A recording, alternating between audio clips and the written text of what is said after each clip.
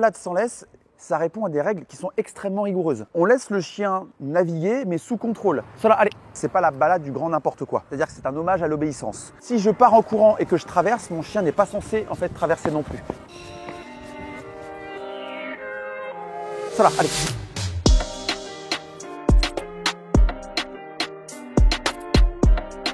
Cela, pas bouger.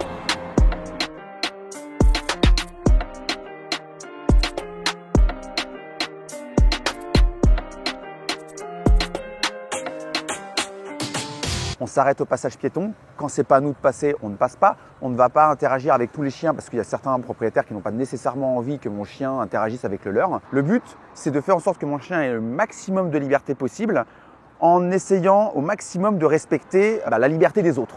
Donc, si jamais mon chien enfreint ne serait-ce qu'une fois une de ces règles, hop, il se retrouve en laisse immédiatement. Allez, tu viens. Puisque tu n'es pas attentif, c'est pas grave, tu perds tes privilèges. Vous voyez, par exemple, là, c'est un passage piéton. Cela, la règle, il la connaît. C'est-à-dire que si je traverse, ce n'est pas une autorisation pour lui de traverser. L'autorisation, c'est si je lui fais le geste pour qu'il vienne. On va voir.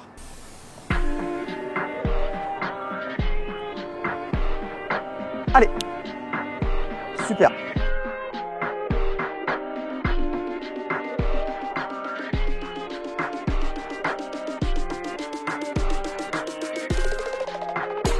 Je paierai l'amende. Jusqu'ici, ça m'est jamais arrivé. Il m'est déjà arrivé de croiser la police et qui, en règle générale, me félicite de la beauté de mon chien. Si je m'arrête, mon chien, j'ai même pas besoin de lui demander de s'arrêter. Il reste ici et puis basta, quoi. Et quand je suis avec la laisse, parce que je lui mets la laisse à certains endroits, il doit l'avoir. Faut pas oublier que mon chien, il a l'âge mental d'un enfant à peu près d'environ 5 ans. On laisse pas un enfant de 5 ans sur un boulevard comme ça, naviguer au loin sans un minimum de contrôle. Mon chien, je l'ai pas lâché en ville comme ça, du jour au lendemain en disant Born to be wild, on s'en fiche.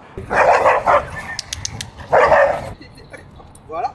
Une fois qu'on a bien maîtrisé la longe, donc ça permet au chien d'apprendre l'éloignement et le retour, je me suis levé entre 3h et 4h du matin tous les jours pour ne pas croiser de personnes dans les rues, ni de voitures, ni de piétons, avec mon chien en longe.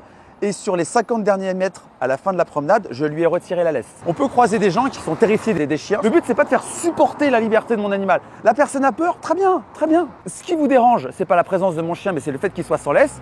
Le temps que vous puissiez vous éloigner et que vous soyez un peu rassuré, hop, je repasse à la laisse de mon chien. Essayons de partager l'espace en bonne intelligence.